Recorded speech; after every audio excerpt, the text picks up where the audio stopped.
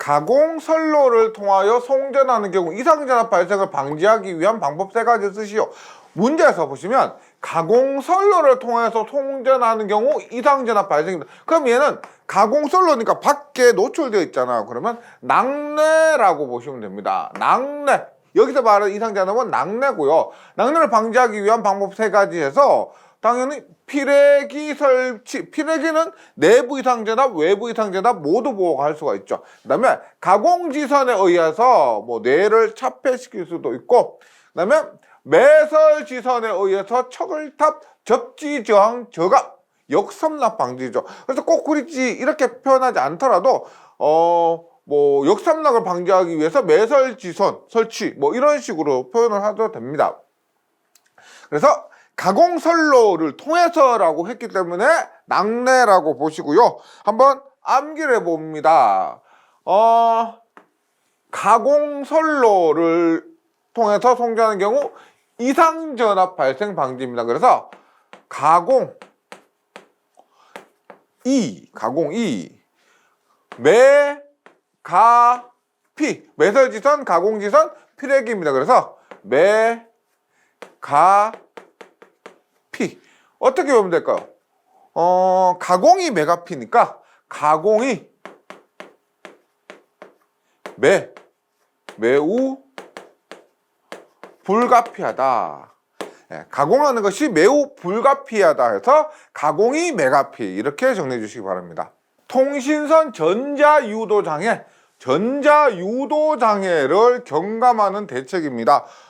근본 대책은 뭐냐면 통신선 전자유도장애는 전자유도전압의 억제인데요. 필기에서 배우신 적 있죠? 전자유도전압 E는 위상까지 고르면 마이너스 J 오메가 ml의 3i 제로입니다. 이것이 전자유도전압인데 이 값이 적어야 한다. 네. 그러면 어떻게? 오메가는 뭐요? 2파이F고요. m은 상호 인덕턴스, L은 병행 길이고 3i 제로는 기유도 전류입니다. 이 값들이 적어야 된다.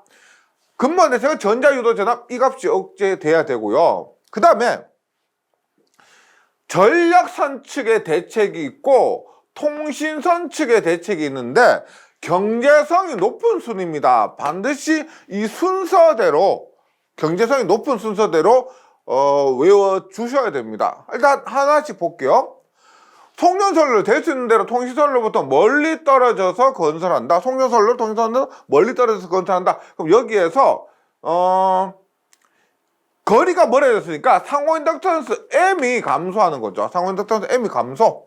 이번 접지저항은 적당히 선재해서 기유도 전류의 분포를 조절한다. 뭐요? 기유도 전류 3i 제로를 줄인다는 겁니다. 3번 고속도 지락 보호 개전 방식을 채용한다.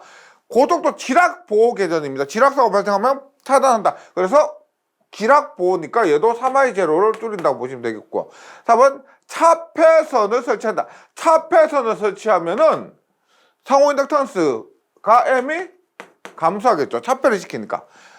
5번째 지중전선로 방식을 채용한다는 것은 근본적이고요. 그리고 경제성이 가장 낮은 겁니다. 지중전선로를 채용하면은 통신선 유도장애는 줄겠지만은 경제적으로 가장 나쁜 방식이 됩니다.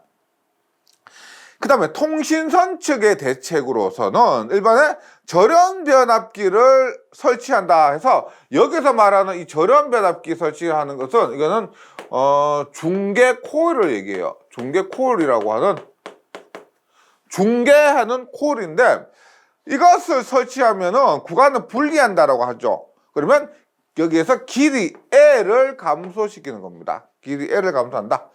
연피 케이블을 사용한다는 것은 우리가 여기서 차폐선을 설치했던 것처럼 연피 케이블을 사용하는 것도 이것도 차폐의 의미가 됩니다. 차폐에서 상호인덕턴스를 줄이고, 통신선에 우수한 피레기를 사용한다.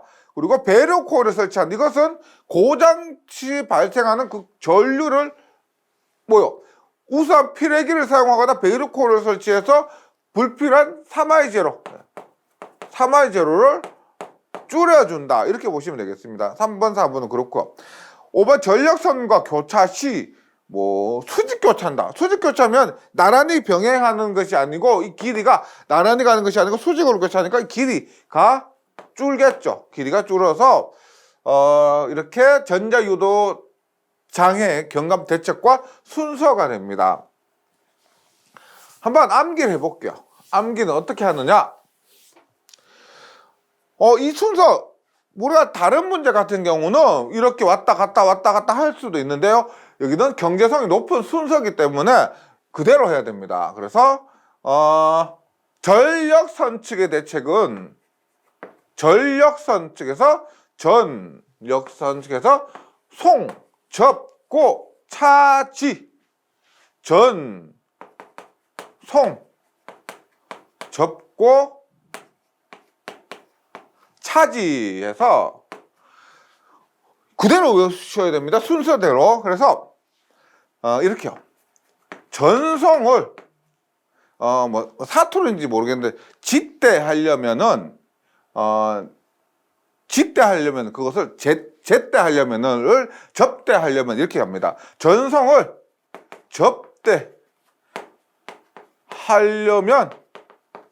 접대하려면 고차지 고속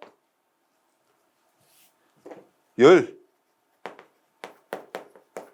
차지. 전송을 집대하려면은 고속열차를 타야 된다. 이런 의미가 됩니다.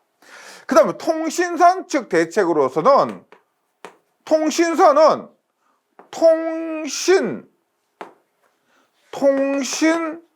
전련, 통신, 배전. 그래서 통신선을 전련해서 통신선을 배전한다. 통신전련, 통신배전. 통신선을 전련해서 통신선으로 배전한다. 이렇게 정리해 주시기 바랍니다. 이 문제가 굉장히 암기하기도 어렵고요. 좀 난이도가 좀 높은데 이런 식으로 해서 정리해 주시면 시험에 도움이 될 거라 생각합니다. 가공전선로의 이도가 너무 크거나 너무 작으시 전선로에 미치는 영향 4가지만 쓰시옵니다. 먼저 이도라고 하면은 이렇게 지지물이 있을 때 예를 들어서 이도가 이렇게 된 게 있고요. 이렇게 했을 때 이렇게 전선이 이 정도 늘어졌습니다. 그러면 예를 들어서 이것 같은 경우는 이도 D가 적다. 이도가 너무 적다. 그리고 이것 같은 경우는 이도가 너무 크다는 겁니다. 이도가 이것이다라는 것을 알면은 이해가 수월하실 거예요.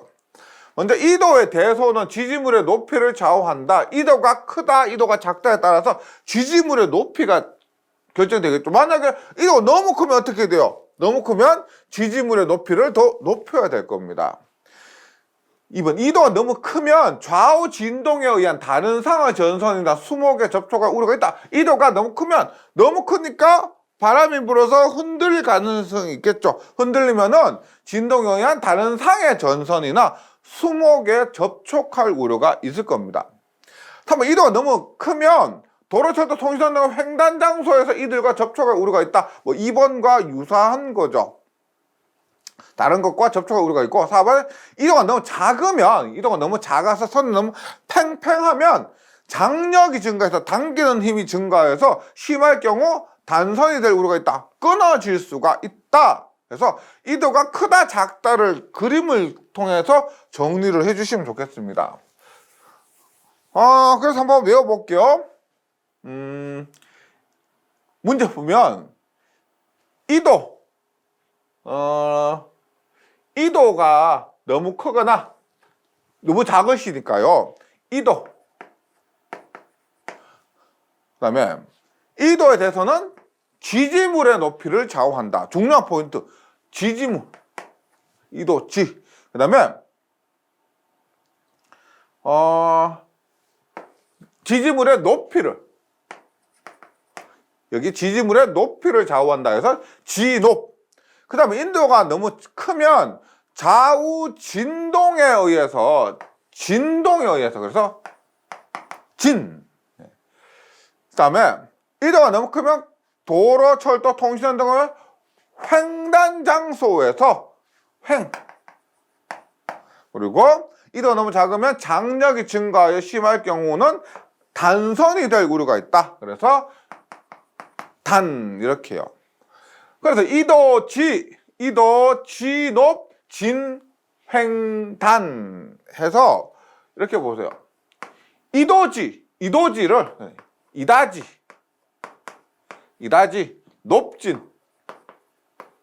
높진 않아서 횡단할 수 있다. 이도지, 높진, 횡단 해서 이다지, 높진 않아서 횡단할 수 있다. 이렇게 외워주시면 좋겠습니다.